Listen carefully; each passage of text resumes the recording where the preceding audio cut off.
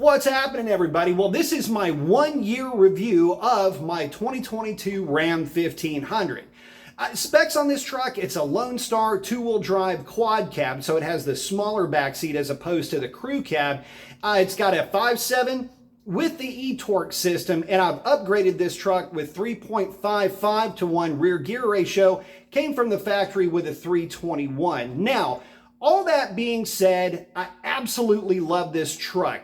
From the comfort, the quietness of it, the performance of it, with a couple of tweaks, admittedly, but all that being said, I really do prefer this type of a Dodge Ram, if you will, over the DS Ram. But if you're coming from the DS or classic style Ram, there's a few things, well, that you could be either impressed by or disappointed by the DT Ram if you're thinking of going that route. So first, let's get to the good, the advantages that the DT has over the classic body style. First of all, the ride. It's nice and smooth. It's more like a luxury car than it is a truck. The DS or the classic style always has a bit more of a truck-like ride, where the DT or the newer body style, it's got more of a car-like ride, much more compliant. What goes along with that is overall build quality. I can tell you that the overall sense of quality is much higher with the DT, and especially when you start talking about things like door latches, how everything fits on the interior. All of that is and door hinges, which is another big thing, improvement, I should say, with the DT. All of that really does play a role in that overall sense of quality. As far as how well does it carry a load or tow, I can tell you from my experience of towing trailers and combinations, if you will, that are about 7,000 to 8,000 pounds, the DT has less of that rear end sway that the DS seems to have. And in general, it does tow and carry a load better than the DS. So in general, the truck is just a better package all the way around. Couple that with that newer HP 75 transmission, with the first 2 gears being more aggressive than the outgoing HP 70, and it's got a little bit longer legs in 7th and 8th gear. You get the benefit of having 2 strong acceleration gears down low, and you've got the benefit of a little bit more overdrive for a little bit better fuel economy if you can drive it without keeping your foot in it. So there's those advantages. Now, if there's a disadvantage of the DT over the DS or classic style, it's in the driving dynamics. And just walk with me on this, okay? So where this truck is more like a luxury car in the way that it rides, the DS is more of a sporty type of a feel. And I've got both trucks. In fact, my DS is right on the other side of this truck I'm sitting next to.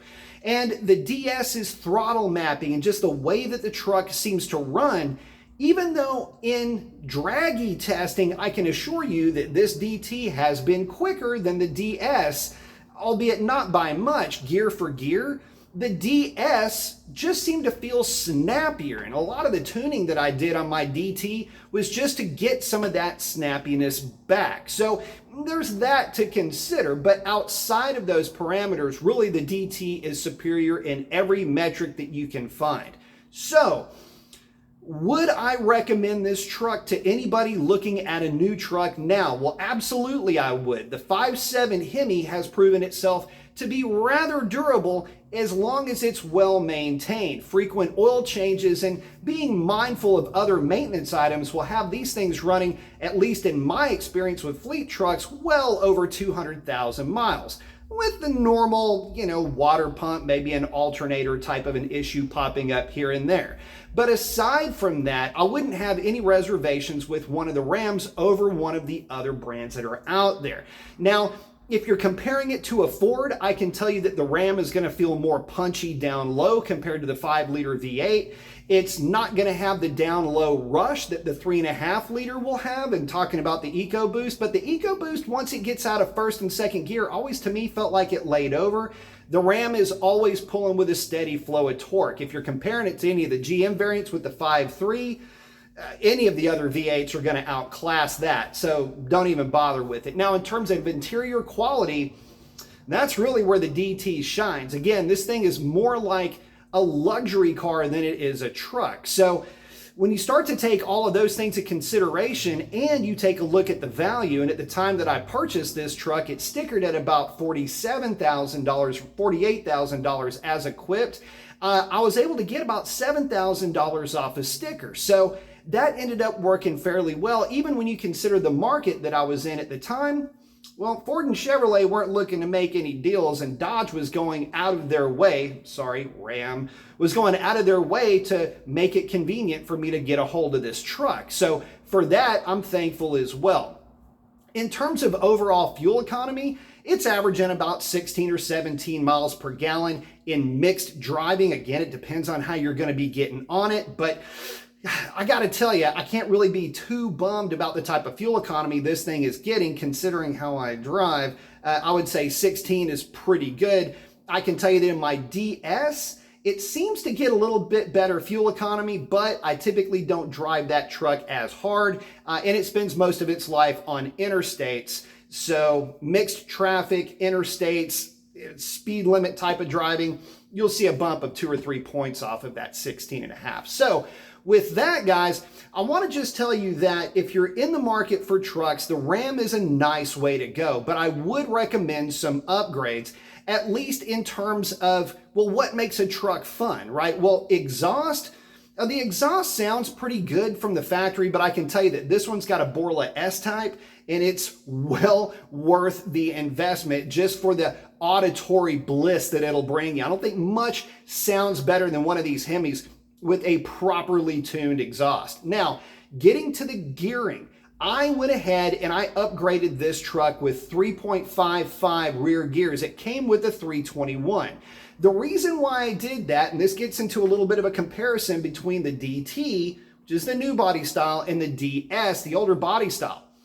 Remember when I said that the newer truck has got some little bit different gear ratios in the transmission? Well, 1 and 2 are more aggressive than the outgoing DS, but 3, 4, 5, and 6, those are all pretty much the same, with 7 and 8 in this truck being a little bit longer. Well, the problem with that, how do I explain? Okay, so if you've got first and second gear in this truck, will kind of go by a little bit quick, and when you've got a 321 rear gear, when it goes into third gear, it's a little bit of a lag, and so you get this kind of a drawn out third gear, whereas you don't really get the sense of that with the DS because the gear spacing is a little bit tighter.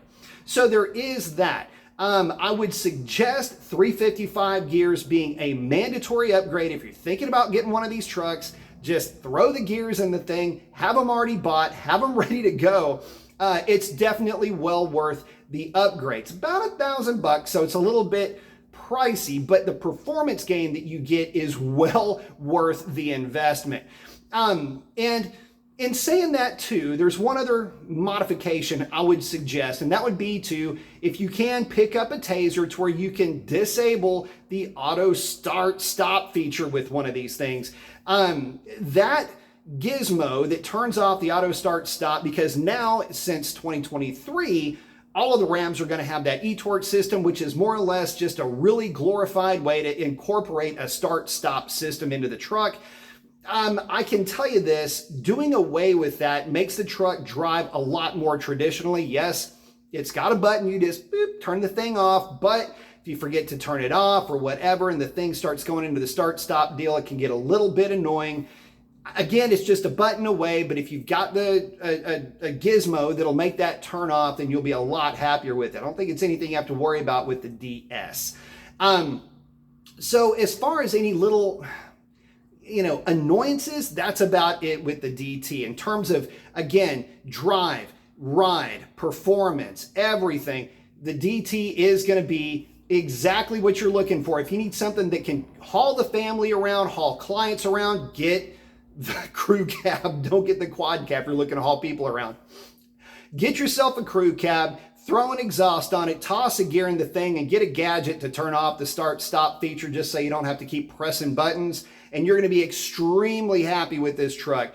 I could not recommend any other truck over this one for any other reason. It's just been such a fun truck, and I've got over 20,000 miles on the thing in the last year. and each one of them have been a blast. So with that, guys, I'm going to go ahead and wrap it up. Hope you guys are having a great one. We'll see you on the next one.